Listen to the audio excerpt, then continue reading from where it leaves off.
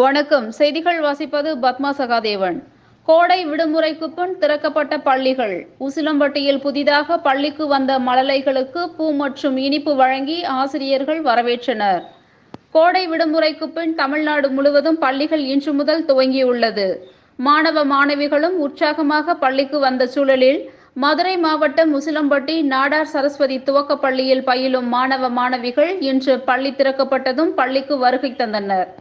பள்ளிக்கு வந்த மாணவ மாணவிகளுக்கு பள்ளி தலைமை ஆசிரியர் மதன் பிரபு தலைமையிலான ஆசிரியர்கள் பள்ளி வளாகத்தின் முன்னின்று மாணவ மாணவிகளுக்கு பூ மற்றும் இனிப்பு வழங்கி வரவேற்றனர்.